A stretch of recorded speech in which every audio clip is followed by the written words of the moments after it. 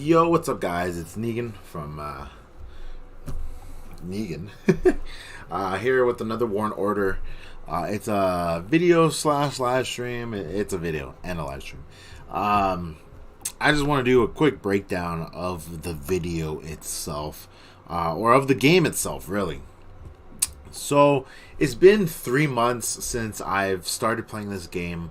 I am contract based. I am essentially sponsored to make these videos to play this game, and I just want to do a quick breakdown of how I feel towards the game and things that could possibly be done to improve the game, the way it plays, and also things that I really enjoy about the game.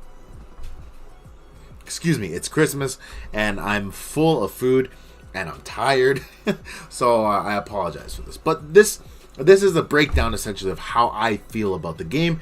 Let me know how you guys feel about it as well, because I would love to hear you guys' input. So let's begin. So I'm going to talk about what I do enjoy. So I've learned about these right here, whatever they're called, defense, in Infinite Wars, and I've also learned about this right here, which is your army assault. And I think it's a fun feature that the game has added to be able to just do more than just, trying to hit towns, burn towns and stuff like that. It's a mini game within the game which gives you boosts and bonuses and stuff like that. So I've really enjoyed playing these side games essentially. Now, a thing I really enjoy as well is the automatic translation in the chat. It's crazy to just think about the ability to be able to communicate with other players from around the world who do not speak the same language with you. There's a lot of games out there that do not have this ability, and being able to communicate with foreign players is something that has it's awesome. It's a game changer because you are now able to communicate with everyone, and because I played games where they don't have this, and someone sends me a message in like Russian or like Italian or something, a different language, and I have to screenshot it. I have to open up a third-party app, and then I have to try to translate it through that app, and then I have to use another application to communicate back to that person, and it might not be accurate. Now, I don't know how accurate the translation in this game is, but it's accurate enough to know what they're saying and communicate in that sense. So whatever they're using on this platform to be able to communicate with each other, good job, because it is awesome.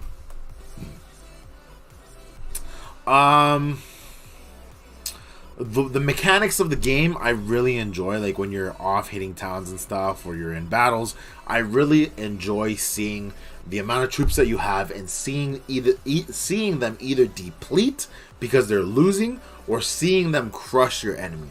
I think that's a cool feature, being able to see what you're doing, and yeah, I don't know if it helps us learn how to be better, but it's definitely awesome.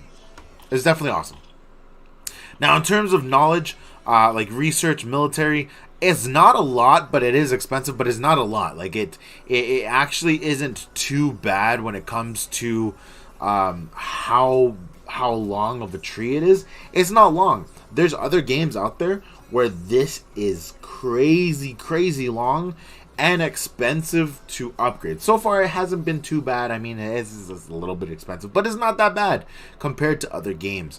Yeah, it's pretty decent. I enjoy it. Now, this is a little bit expensive. Like, it's gonna cost me 8 million, 5 million, 4 million to upgrade my freaking mage HP to level to 9% instead of 8%. So it's a bit expensive, just a little bit. So let me do that right now. In the meantime, I'm gonna do that upgrade. But yeah, it's interesting for sure. Get that going.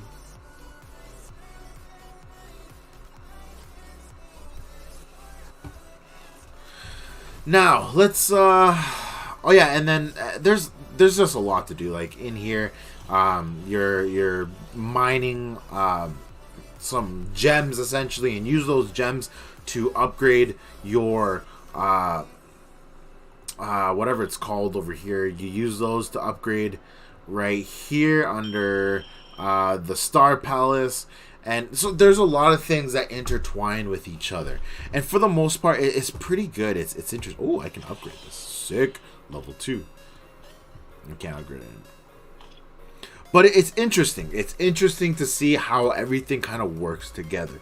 Now, it's a little expensive to get the castle upgraded. I don't know how many levels there are, but getting to level 27 is a little bit expensive in terms of what I need for resources to be able to get to level 27. So in that sense, it's expensive. Now you have the ability to make alt accounts. You can you can essentially create accounts to be able to use them as farms. So I know you can do that. I personally am just too lazy to do that. I don't want to spend my time building an account only to just have it as like a farm account. I'm lazy. I'm way too lazy for that. And I just don't have the patience and time to do that. So I rely on the packs. I wish the packs were a little bit better. But for the most part, like where you basically can buy cheap and then it goes expensive from there. So it's not, I mean, it's not bad, but I wish their packs had more inside of them to be able to compensate for this. And I wish that their packs would change according to the level of your palace. Like, if your palace got bigger, the packs become better because you're spending more. You're spending more in the game. So that's something I feel that they could do differently. Another thing I wish that the game had, again, it's okay that it doesn't, because I know it would kind of ruin the way the game plays, but in terms of like the world right here, so we are in Kingdom 14, 19, I think, I forget, I don't know. We're in let's just say this is our kingdom. It would be nice if we would be able to jump kingdoms to move permanently. When I first started playing this game through the contract, I was trying to claim prizes on an account that I already created. It was already at like level 12 palace or something like that. I don't know. It was already there. And I was not able to move that castle to another kingdom because I passed the threshold. Now, in other games, it costs money to change from one realm or kingdom to another, but you have the ability to do so. And if you could do that, that would be a huge game changer. You could take literal alliances that are just as big as another one, move them to another alliance or to another realm or kingdom, and rule that kingdom. You could do kingdom takeovers, realm takeovers, whatever we want to call them, realms, and just like completely take over and become the new leaders of that place. I think that would be a feature that would be cool to add on this, so that we could move around, go to different places. It broadens our ability to be able to play with different alliances.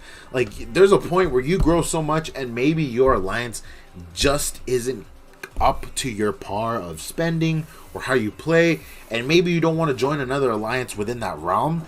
It would be nice to be able to pick up and leave to another alliance in a different realm who will gladly accept you for the efforts that you put into the game and want to contribute even more to their alliance.